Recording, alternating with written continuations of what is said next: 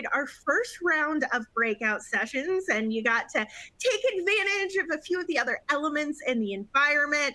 And after this session, don't forget to pop over to the exhibit hall to check out all the amazing resources if you weren't able to do that before you joined this session. Because as a reminder, the more you download, the higher you're going to rise on that leaderboard, and the top 50 will win an Amazon gift card. So you don't want to miss out on that.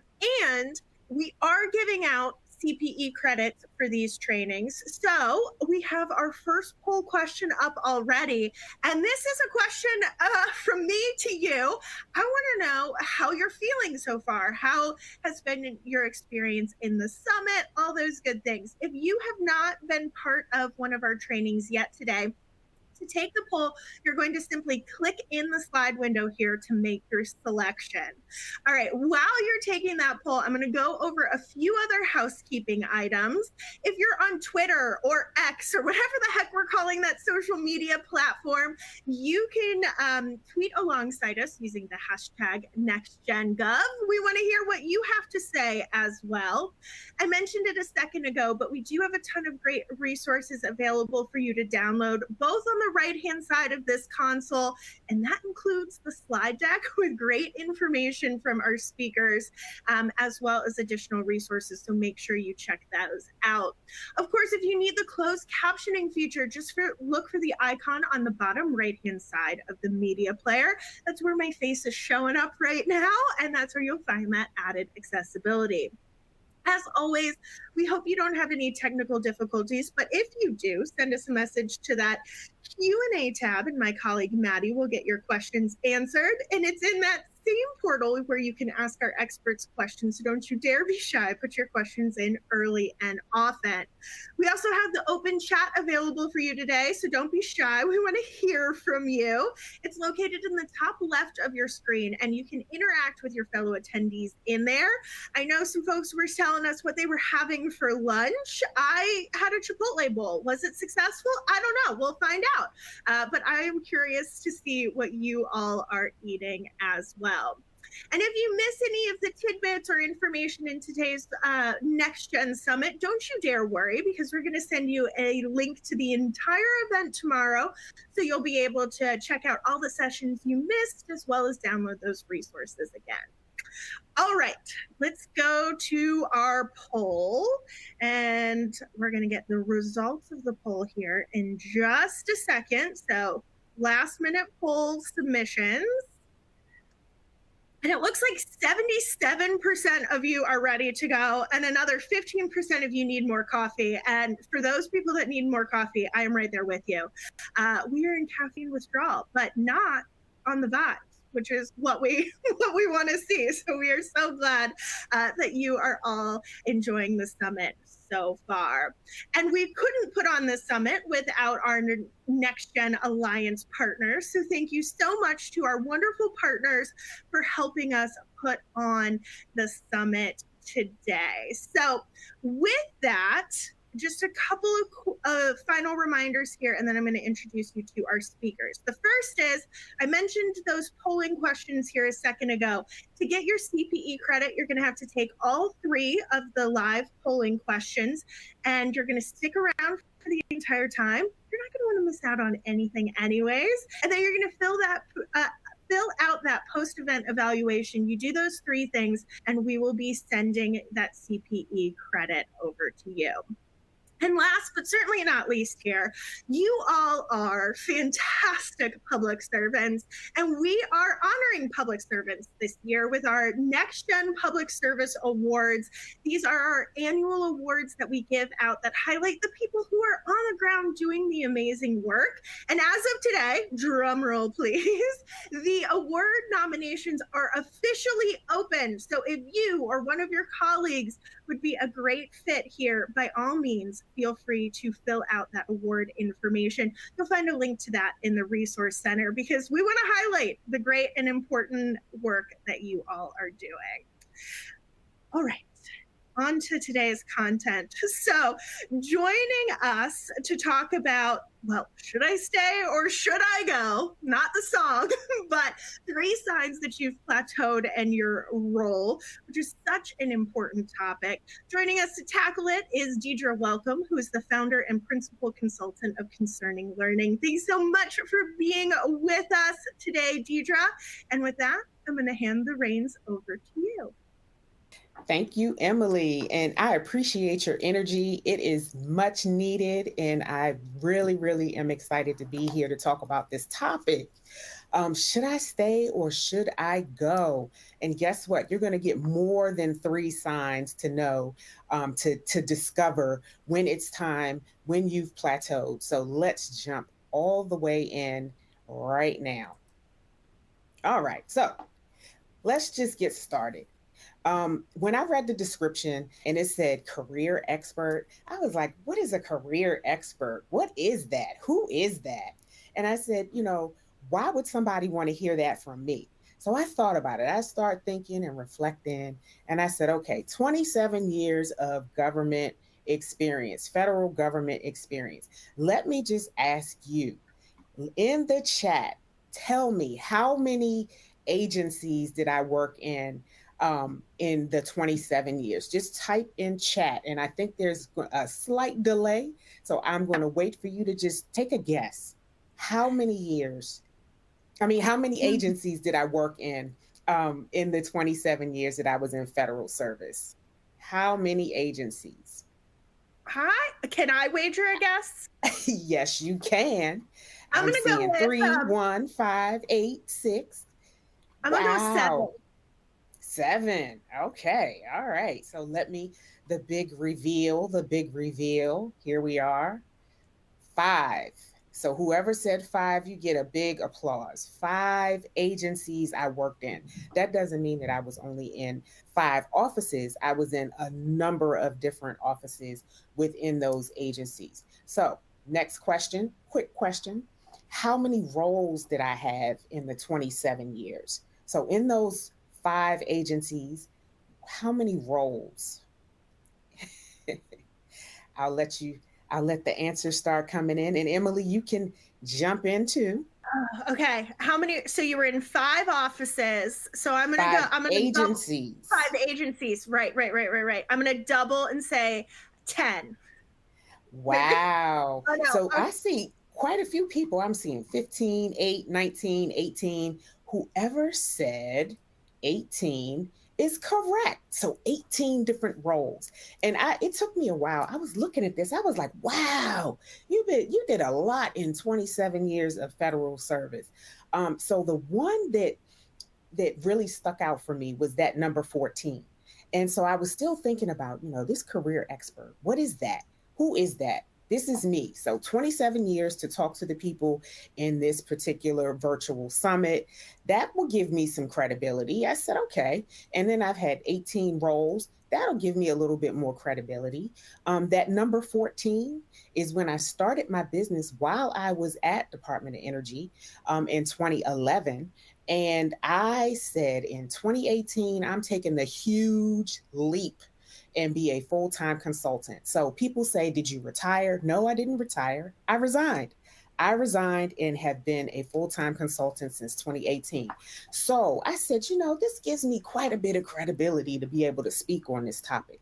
Plus, in about 30 years of my career has been spent on employee development, career development, leadership development, organizational development. So I think that gives me some room to talk about this topic. But I still want to say, I am still not a career expert on your career.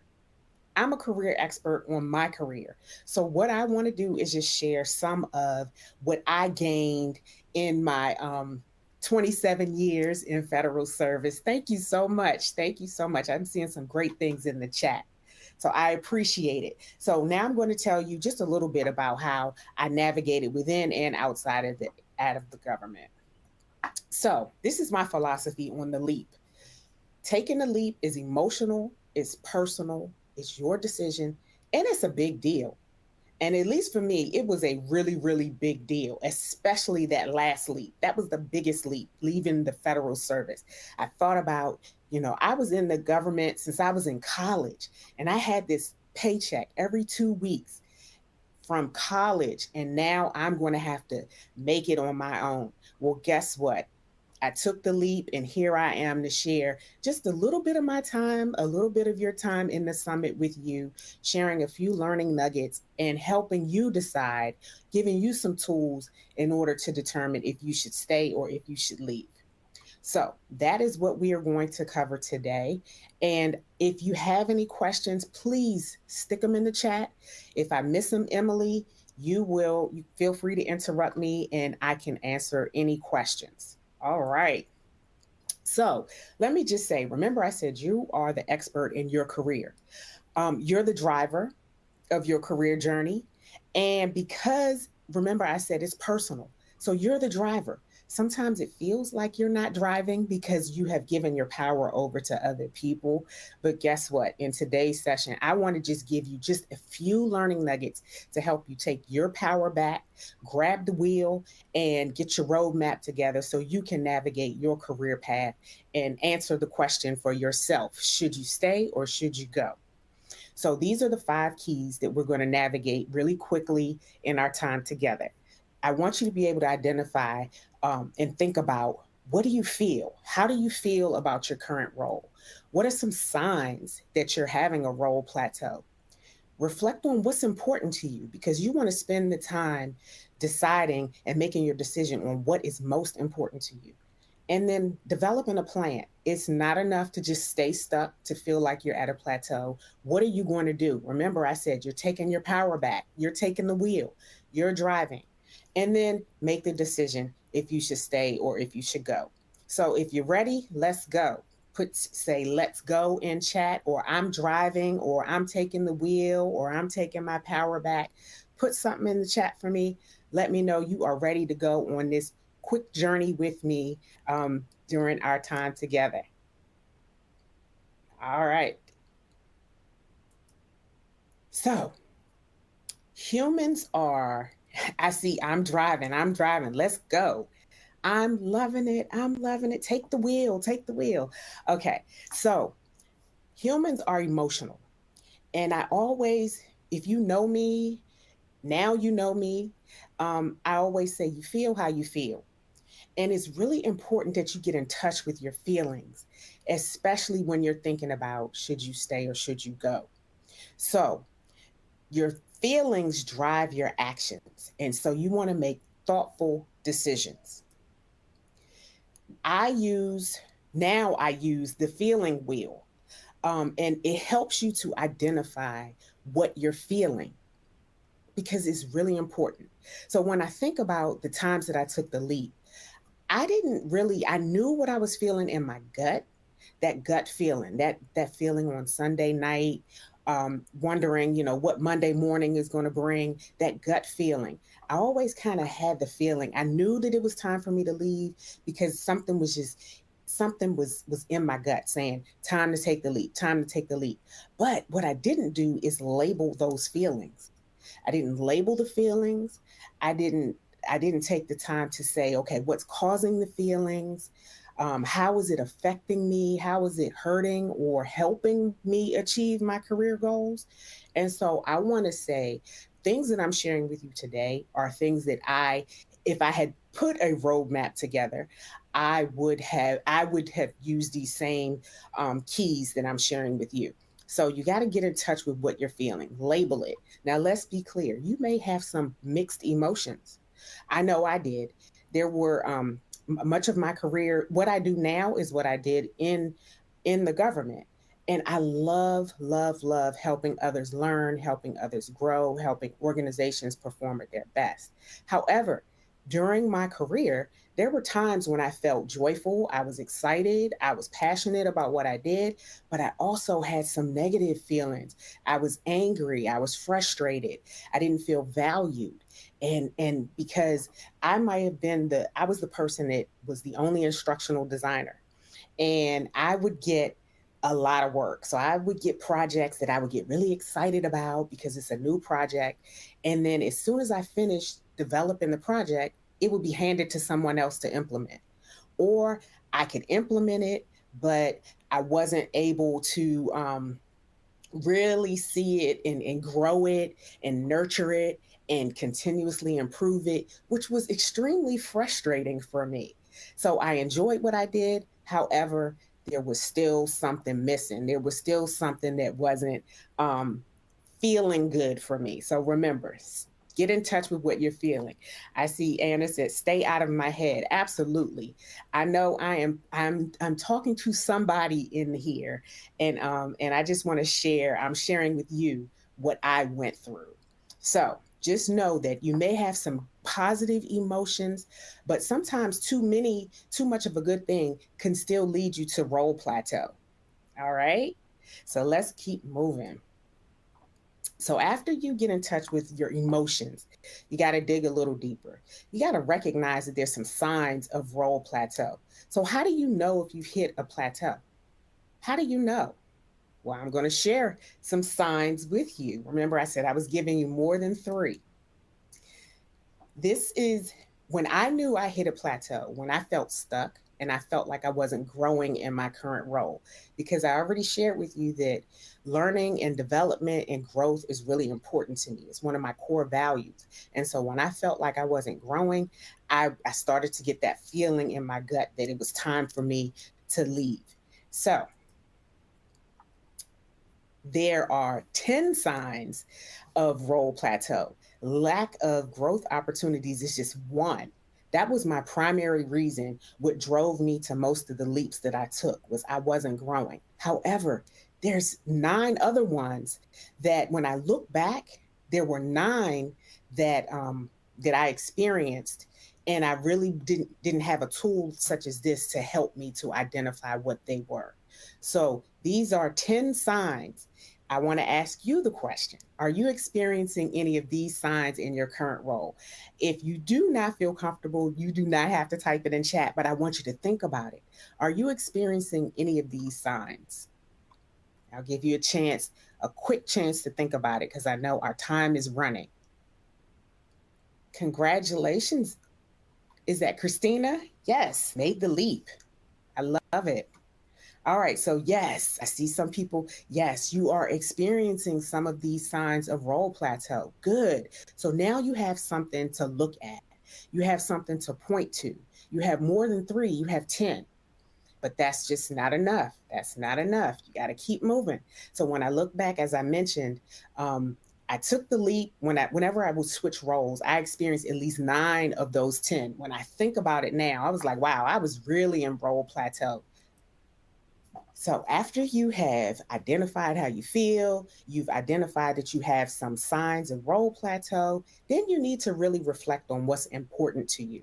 Because if you were like me, if you had 9 of those, it would be difficult to work on 9 things at one time. So you really have to drill down and spend some time thinking about what is important to you in these 10 areas in your role. So what's important to you? For me, my number one was growth opportunities. What is your number one? Type it in chat. What's your number one? What is most important to you on this list? I'll give you a chance to let those come in. I know it's a slight delay. I think for me, myself, Deidre, Mm-hmm. I love support from others. I got to work on a team where I know if my kid has hand, foot, and mouth from daycare for like the 13th time in a row, that there's Oh my somebody goodness. back there who can back me up. So to me, support from others is my number one.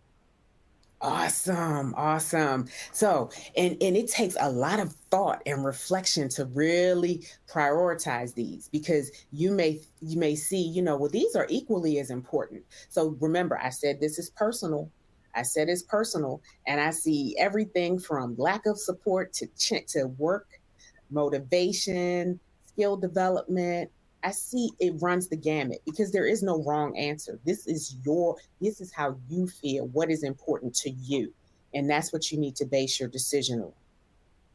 So, what you need to do next is you can't stay stuck. You can't stay in role plateau mode. Remember, we're taking our power back. So, you have to develop a plan to move beyond, move past your plateau. What I would advise you to do is to focus on the top three of those areas, because what you don't want to do is be overwhelmed. You don't want to be overwhelmed. So if I had focused on all nine, I would have been completely overwhelmed. However, if you start with the first three, your top three, then you can think about and unpack and answer these questions about what you're experiencing in your current role. What do you need to do your best work? Are your needs and your role um, aligned? And what is your plan for achieving your best work? That's the goal, achieving your best work. So there are, I'm going to share, I think in the resources tab, there is a toolkit, a link to a toolkit that has worksheets, one worksheet like this for each of those 10 areas. And it gives you an opportunity to really, really think about answering how you would answer those 4 questions. And so this will give you an idea, give you some information, and maybe some things that you need to do in your current role before you can make that decision. And so this is a tool that I created to help you navigate through that decision. And then you're at the point where you spent a lot of time thinking about your current role. Now, what are you going to do? Should you stay? Should you go? Well, you first need to decide if you have enough information to make that decision. And so that is something that you remember, it's personal. You have to decide if you have enough information. You also need to, you may need to implement some of the actions that you put in place before you decide. So for me, because growth was important to me, I needed to see were there opportunities in my current role that I was opportunities in my current role that I was able to tap into or to explore, or did I have to go outside of my organization? Remember when I showed you the slide about the agencies that I worked in the offices? I had to move within one agency 5 times in FAA, 5 different offices for career growth, for opportunities. So you may be able to find it within your agency. Sometimes you have to step outside of your agency. And I remember being at FAA for 16 years, and I said, I want to come through a different set of doors. I want to explore something different. So I moved right next door to the Department of Energy. However, it was a different experience, and it gave me opportunities to grow and to learn and to develop. So this is me taking the leap. Remember, I said it's emotional, it's personal, it is your decision. You are the driver, and it is a big deal. So this is your reminder. In the PowerPoint of this, it actually shows me jumping off of that bench, but this is me taking the leap. And I am open to any questions that you may have. I hope you have the tool. I hope you are able to use it. If you need help with the tool, there's a QR code for you to scan, and I can help you. You can send me, it'll send me a message, and I can help you navigate the tool if you have any questions. And let's just connect. Let's stay connected. Ooh, I love it. All right, I've got a handful of questions for you, Deidre. So we'll do these in lightning format here. Okay. But someone said, here's the thing. I've been promoted because I was doing a great job, but now I am managing people, and that's not where my passions lie. I like to be creative. I like to be innovative. And now I'm stuck in this position because I was promoted in doing things that maybe don't spark as much joy. How do you handle this kind of career trajectory where it seems like once you hit a certain level, managing people is part of the process? How do you kind of balance, I want to get to the next level, but I still want to kind of be doing what I want to be doing? OMG. Emily, you are speaking my language. Whoever provided that question, thank you. So if you saw on the agencies that I worked in, there was one agency, Census, that I was there for a year and a half. There's a reason for that. I used to say before, when I was at Energy and at FAA, I never wanted to manage people. But I said, you Mhm. know what? You really don't know if you don't want to do that until you try it. So a growth opportunity was, okay, I'm going to take on this supervisory role. Mind you, I was a 14 for like GS 14 for years. I can't even count the number of years. I took lateral moves for growth. And then even the supervisory position was a 14. And I took it. I was like, oh no, I don't like this.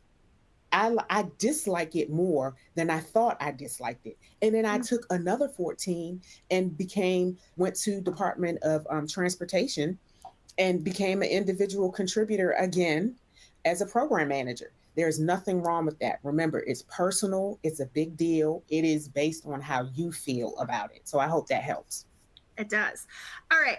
Two more quick questions for you. The first one is around kind of knowing thyself. So you have done a good job here at kind of emphasizing that our own journey is really our own and our decisions need to be personal to ourselves. But if our audience is anything like me, perhaps we have a hard time clicking into who we are because we get fogged out with all the other things that are happening in our world. So how do you kind of get to the root of you if you're getting in your own way sometimes? Does that make sense? It does make sense. And you have to spend some time with you and reflecting, thinking about who I was when I started at FAA is not who I was in the middle of my career at FAA. And when I left FAA and when I went to DOE, you evolve. And so your what's important to you evolves. So you have to, it's not a one and done. You have to continuously explore who I am. How am I aligned with what I'm doing? Is this working for me? It may have been working for me 2 years ago, and now it's not working for me anymore. That is why we have to continuously assess where we are and what we need and where we want to go. All right. Okay. Final question for you here. And first of all, thank you so much for providing your contact information because I know our audience is going to be reaching out to you as well. But someone said, what about the other side of this conversation? I'm new to a role, but I don't feel like it's really clicking. How long do you wait before you leave for other options? You obviously run the risk of your resume looking a little scattered, but how long do you stay? What do you do? Wow. So the good thing is in today's this day and age, you can jump, you can go to different jobs, and it's not so frowned upon as it was way back. I know I'm dating myself. So it is okay. Most people decide if they want to stay in a role or in a job within the first 6 months. So Wow. I knew at Census on day one in my orientation that this was not the place for me. I felt that in my gut. Now, as time went on, it was proven that that wasn't a good place for me and it wasn't a good fit. Whereas other people were there for years, their entire career, because it fit them. It didn't fit me and what I needed.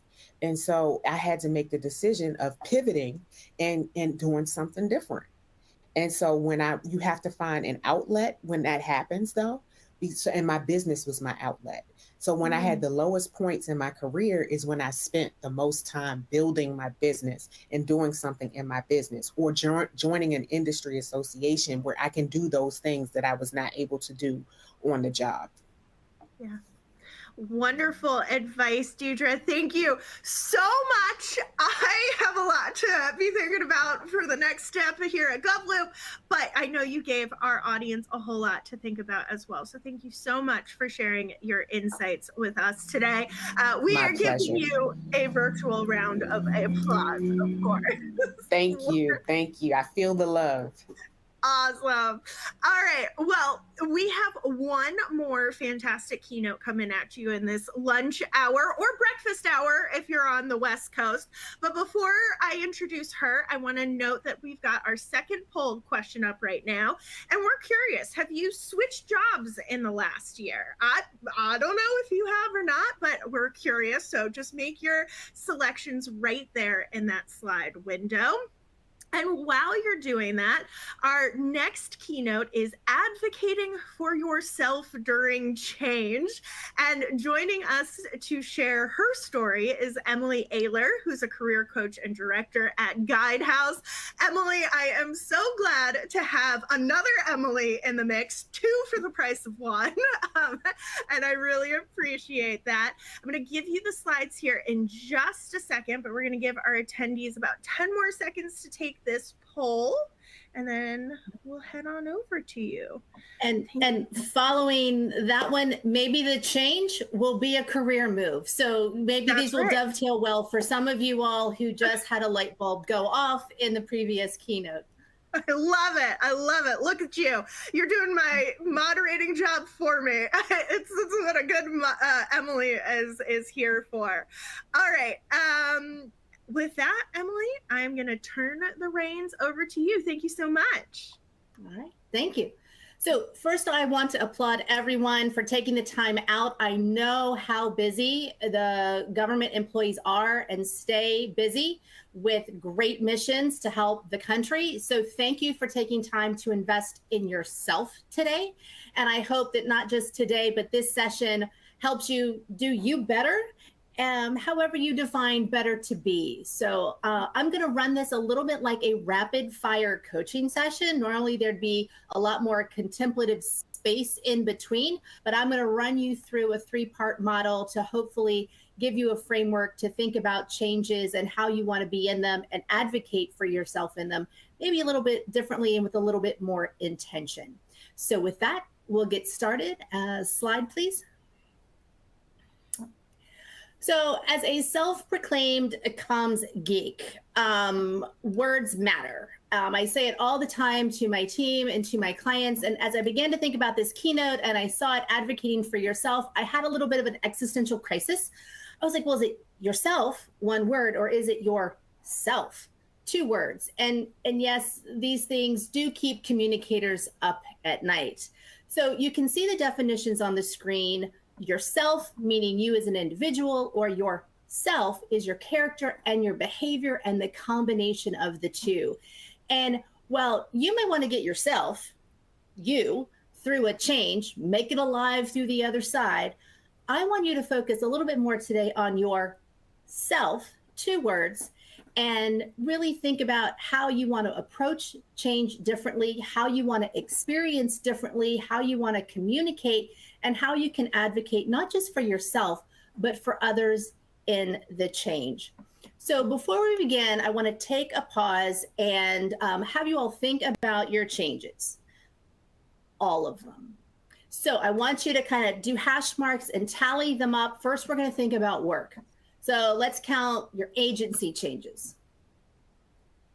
Changes from your governor, new initiatives. Things that might have been approved in a recent election that you've got to implement locally. Changes to the division. Changes in your team, maybe a vacancy, maybe a new employee, maybe a new mission.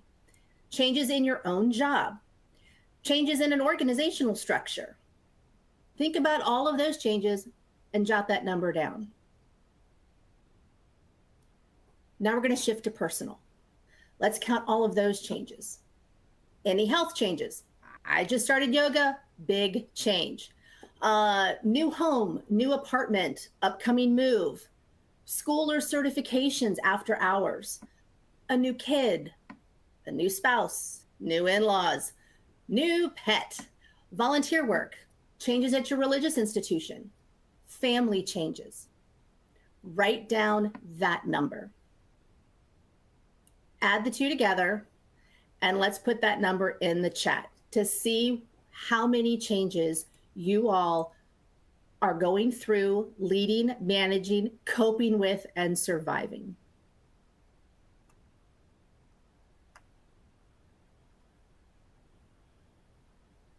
And I just saw someone's getting back to running. I will cheer you on. Go, go, go. That was my pre-yoga life, so I know it well. Oh, 40. Oh, that just made my heart start to palpitate. Tons. Yes, I'm with you. 2,479. I applaud your math. So as you think about all that you have going on, I hope you also see why sometimes we have big emotional reactions to change, because it's not just the one you're feeling that moment in that meeting at that time at work. It's everything else behind you that folks might not know about. So next slide. So speaking of changes, I have a confession. I am a last adopter. I have not one, but 2 change management certifications. I'm a certified executive coach. I have led change communications programs for multi-billion and multi-million dollar federal and state level changes. But I am a last adopter. I joke that I give all of my energy to change to my clients and my teams, and I have none left to focus on my own. And while that might be true on one level, I must also admit that simply change is hard, it is overwhelming, and it's scary, even for those of us who go through change and lead change for others. And so I want you all to understand that it's just always going to be a lot to process. But the version of me that you see on the screen, that is who shows up first and foremost anytime I hear that something is going to be different. And she looks thrilled, doesn't she? Very open-minded, very enthusiastic, very just, bubbling with joy about what is going to be happening. But I also have to admit, this is not my only version of self. When I take time to get mindful about me, what's going on in my life, what I need in this particular change, in this environment, how I want to feel about it, how I want to show up to experience it, a more curious, calm and considerate self shows up. Slide. So even as a last adopter, I want you all to know that I think change is exciting, it's liberating, and it's fun. And yes, fun and scary can coexist. It's a matter of how you prepare yourself for experiencing the change and moving through it. Next slide. So now we're going to take a moment to just literally breathe and then process some things. I'm going to take you through a 3-part process for change, but I fear I've lost some of you thinking about the 2,479 changes you're going through, and that if you know the movie reference, you're sitting there holding your red stapler, kind of chanting, or that I've literally fixed your system and you've zoned out. So if it works for you, you can close your eyes, you can drop your gaze and look to the floor. And I want you to take 3 big breaths, because oxygen fuels the brain. So in through your nose and out through your mouth. 1, 2, last one, 3. Now think about your changes. All of the ones that just bubbled up and that you counted. The timeline, the budget, the scope, the potential, the people impacted, the knowns, the unknowns, the things you will be able to stop doing when it's finished, what you need to accomplish throughout, what you're concerned about, what you'll learn, what excites you, what will be better. How does that feel? How tight are your shoulders? How close are your shoulders to your ears? Are there butterflies in your stomach? Are you smiling of potential? Now take a big breath, open your eyes, switch screens, slide. Now, find the animal that best represents how you're feeling and put that corresponding number in the chat. And while you're typing in your number, I will share that as a change communicator, when I show up for others, I love number 2, the horse, because it looks like they are enthusiastically spreading good news about the change and having fun. Personally, when I show up for myself, it's often a 5. 2 steps forward, 1 step facing the opposite direction, hiding. So I want to see how you all are showing this. And I appreciate all the Oxford comma love that I saw. We've got 9s and 6s and 7s. A lot of 6s and 7s. All right. We got some 9s and some 8s. We got the chicken herders. All right. There we go. As you move through change, it's always good to check in with yourself, the leaders above you, managers around you, the team with you, the loved ones, your friends, to see who's stuck as a 3 sniffing around, who can be helped, who's tired of being the 9 hurting the team once again and needs some moral support, who's the 7 that you need to bring back and re-engage, and is 6 how you really want to show up every day for 8+ hours throughout the change, transformation, modernization, reorg, whatever you're calling the change at work. And to really get clear on what it's going to take to shift to something different. And I will offer up, you can find these mood boards online and you can find them. I made this one. I've done them with clouds of pictures that I've taken, weather formations, and I have seen them from everything from squirrels to prints. So it's also a fun tool I'll offer up that you can find online. Next slide. So to help yourself with all of these changes, we're going to talk about be aware, be intentional, be of service. So hopefully you can feel more comfortable with both the fun and the scary of change. And yes, this is a real unedited photo of me last summer in North Carolina on vacation. It was fun to see nature in play and just this massive, amazing cloud appear. And it was very scary as we ran and sprinted to the cottage just in the nick of time before the deluge came down. All right, next slide. Be aware. So I want to stop and let you know that everything that you're experiencing, feeling those shoulders to the ears, the butterflies of goodness in your stomach, it's coming from your brain. So it's important to know what it's doing. So the brain is a system of interconnected parts. You've got your neurons, your regions, and your networks, and they all work together for one purpose: to help us survive. And hopefully also to be used to help us thrive in a complex world. And there's 2 parts of the brain I want you guys to keep in mind as we're thinking today and as you move into other sessions and back to real life. Your prefrontal cortex. This is the CEO of the brain. It has all your executive functions, attention, focus. It's slow, but it's very smart and rational. And it regulates your emotions. It's forward-looking and it likes to do planning. The other is your amygdala, and it's your security system. It kind of always has a beacon, and it is always scanning for threats. It's fast, but it's dumb. And there are mindless reactions, there's limited scope, and what you see is just what there is.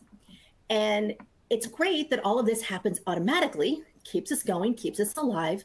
But the problem is the brain sees all of your threats the same. So the threat of a grizzly bear, your brain sees that the same as a threat of a grizzly organizational transformation. And your head is going to respond to it the same. And it is going to do that knee-jerk amygdala reaction, and you are going to fight, flight, or freeze. And this is why we want to take a pause and understand what's going on. The good news is you can adjust your brain, you can slow it down, you can get more intentional with it because of your brain's neuroplasticity. You've got things like neurogenesis, where you can build new neurons. You have new synapses when you try new skills. You get new creations and your brain fires up in new ways. You can strengthen them as you use things more over time. And just like any other muscle in the body, if you're not using certain parts of your brain, it gets a little weaker. So you have a lot of control on just how much you can use your brain to help you. And you don't have to accept those knee-jerk automatic responses that always bubble up when you're faced with something complex, new, different in your life. Next slide. So now this is the first part, think of your coaching. And I saw earlier that a lot of the slides are really tiny. These will be available to you. I heard the other Emily say, but I'll also offer up if you want to snip it, you can blow it up big afterwards. I want to stress here that as we think about this, everyone is a leader, especially during change. you might be leading the change. You might be leading a team implementing the change. You might be leading your peers. And of course, you're leading yourself. And everyone has the opportunity to help someone understand, participate, survive, adopt, champion, and even enjoy the change. That's being a change leader. And in order to do that, you need to be clear about the change and how you want yourself to be in it, to set your intention. So of all of the changes that you thought of in our beginning of our session, pick one that comes to mind. Maybe it's the one that excites you the most, worries you the most, is going to be a part of your life the most. Just write it down right now real quick, just so it stays top of mind, and you can think about creating attention for it. You can use this grid on the screen, 3 frames. You've got reflect, reframe, and resource. So with reflect, this is a time where you really want to get real with yourself. You want to think about your past changes, how you best learn. What often holds you back? What drains your energy? Where did you shine during the last change? And what contributed to that being able to be possible? What did you avoid? And what was the result of not facing something? What most contributed to you supporting the change? And what did that look like? What brought you joy? And you can just write all this down and be honest. This is about getting real of the good, the bad, the ugly, the indifferent, and really understanding what has happened with you, to you, and through you in previous changes. Next, we want to go to reframe. This is really shifting from looking to the past to looking to the future, building on those lessons learned.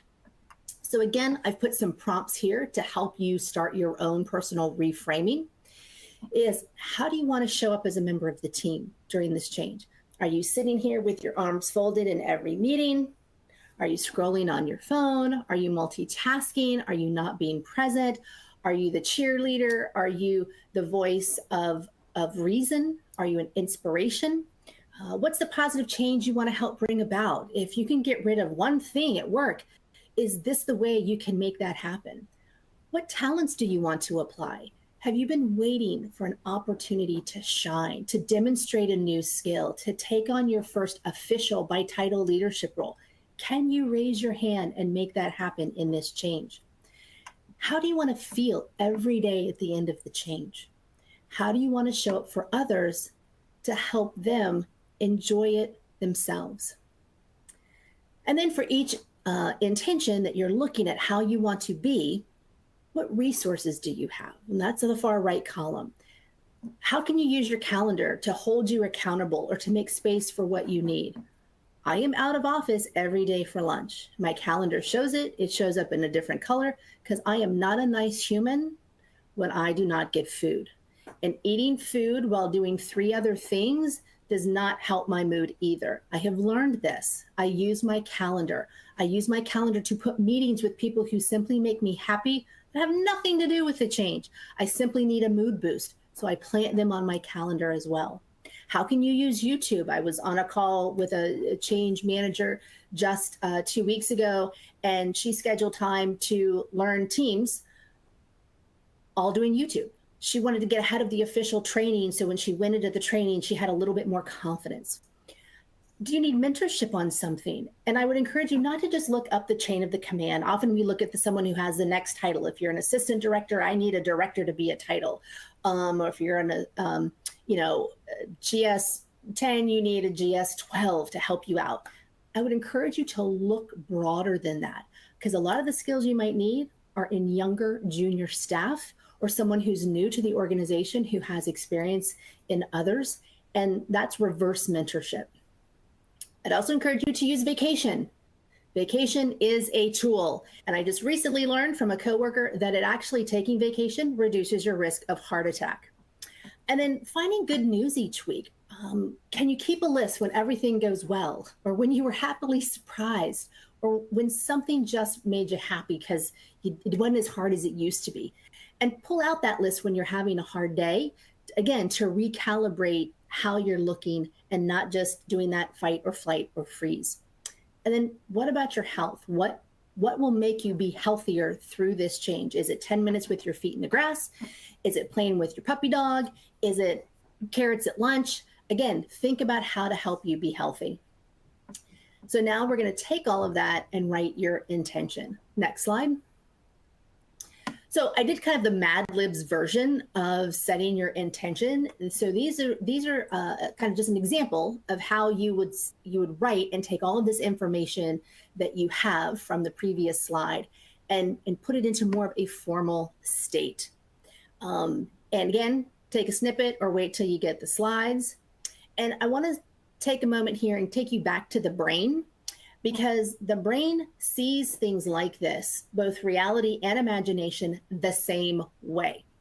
So we've got the Olympics coming up. I'm really excited about that. And at the last Winter Olympics, I recall watching the snowboarders. They just amaze me.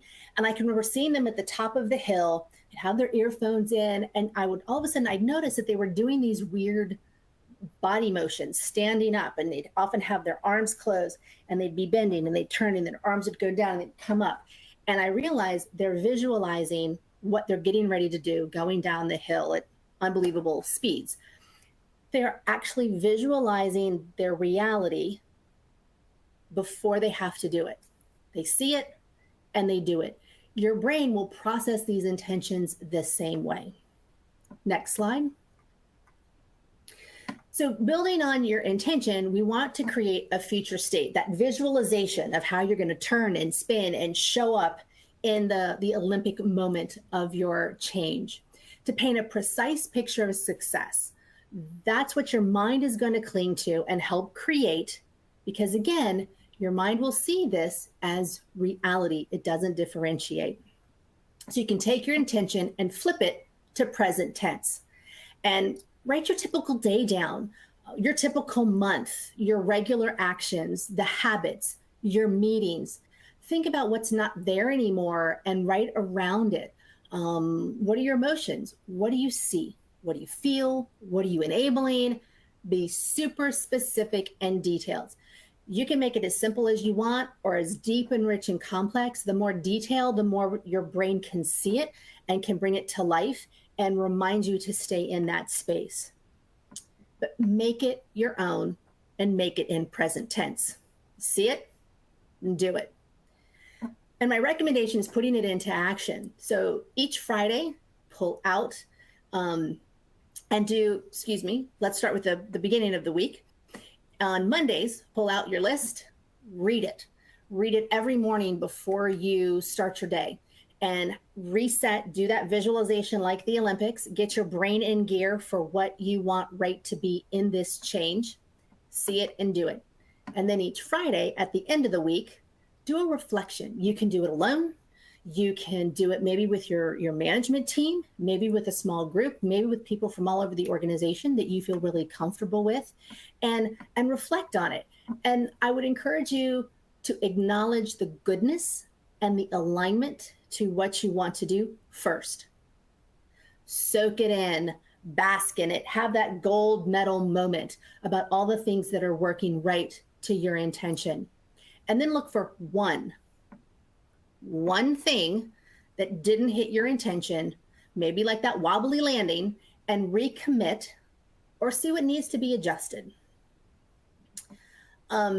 Again, focusing on the positive, because what you see and what you focus on is what you're going to get.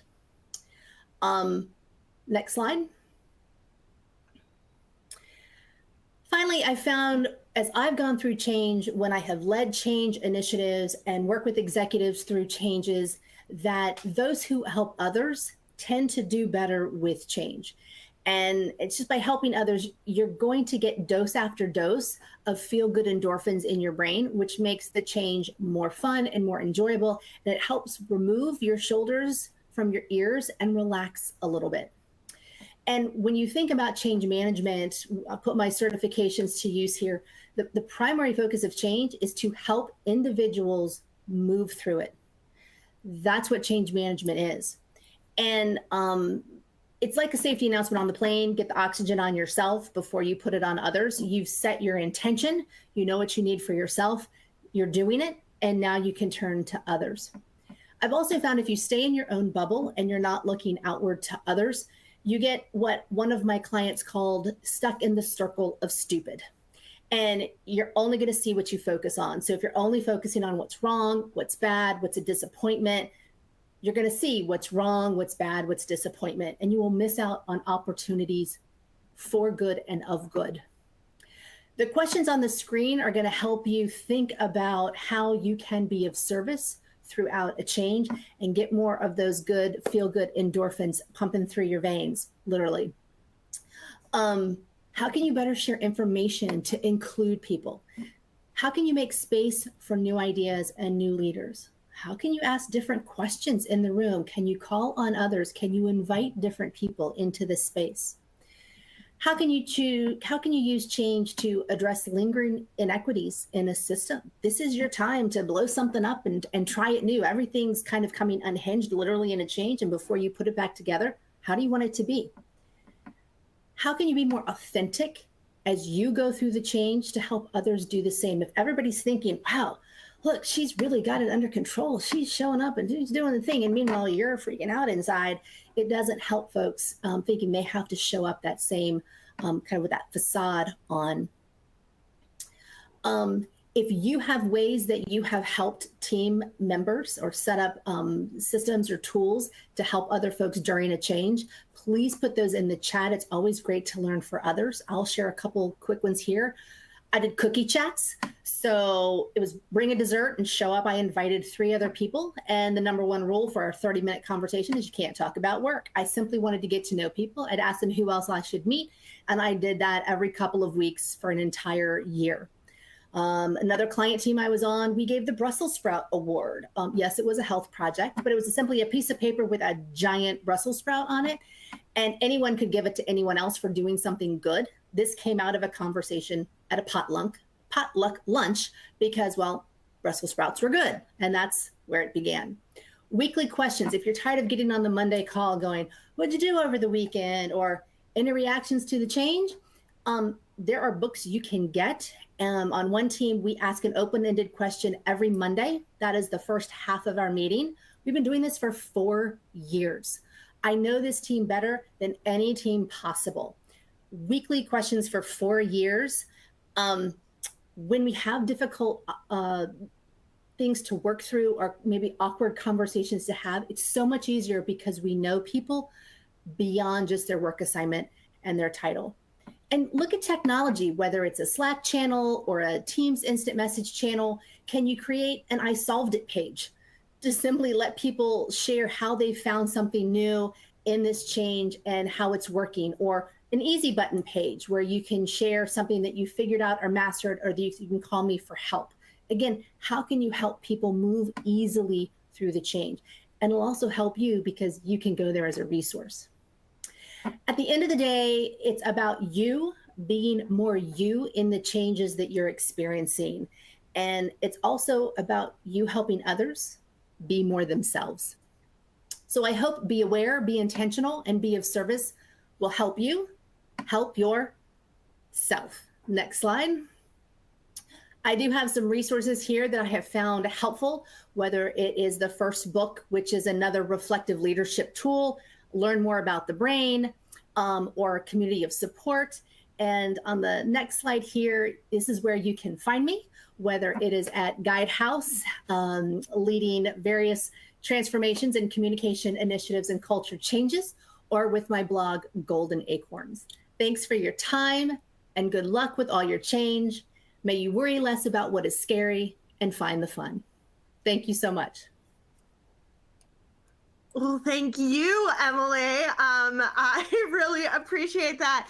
And I like the idea of kind of being curious about yourself and your career, and really putting thoughts in place of like, is this a change I want? Is this a change that's happening? How do I feel about it? And I really appreciate that. So thank you so much. Really quickly, because I know we're running out of time here, but Linda asked, what is an example of an open-ended question for team meetings that you think can kind of get to some of those feelings? Sure, and I was going to try to not knock off my computer here and show. I've got an actual visual aid. This is how dedicated I am to it. 3,000 questions about me is one sample of a book, but open-ended is, if you could build a new room in your house, what would it be for? What did you want to be when you were a little kid? What is the thing in your life that brings you the most joy? If you could learn something new, what would it be? Something completely outside of your work lane to simply get to understand folks. We also did a This Is Me presentation on a PowerPoint slide. Could only do pictures and talk about life beyond work. Again, you learn so much from people when you get to know them, and it helps all the changes move just a little bit smoother. I love it. And just FYI, I would be building a sunroom. I really want a sunroom where, you know, it's one of those open and closed porches. That's what I want. So if there's any folks in construction on the call, let me know, because I'm going to whip one up in my backyard. All right. Thank you so much, Emily. I really appreciate it. We have our third and final poll question up right now. And for this one, we wanted to know, do you think you're good at advocating for yourself in your career? Go ahead and answer that poll. And while you do, just a reminder, you need to fill out that CPE evaluation if you are interested in getting your credit. And we've got about 15 minutes here until the breakout sessions start. But in the meantime, make sure you're visiting that exhibit hall, downloading resources, because the more you do in the environment, the higher up you're going to be on our leaderboard. So definitely want to take advantage of that. Our second round of breakout sessions, like I said, will start at 1:45 p.m. Eastern. There's a lot to choose from. There's 6 breakout sessions to choose from. I know, overwhelming. The great news is that all of them will be available on demand as well. So if you check out one and you want to see another one, fear not, we've got your back. So you'll be able to check out all the sessions on demand. So let's go ahead and check in on our poll. And of course, a good chunk of you are comfortable in dealing with change. Great to see. And another almost equal amount are working on it. And that's where I'd find myself. I want to like change, but we're not quite there yet, but we're getting there. We're getting there. Thank you so much. All right. Here are the sessions that you can choose from. They're up here on your screen right now. And thank you to our NextGen Alliance sponsors, because without them, we couldn't be putting on today's summit. So thank you all so much. And we'll see you over in the breakout sessions in a few minutes. Bye.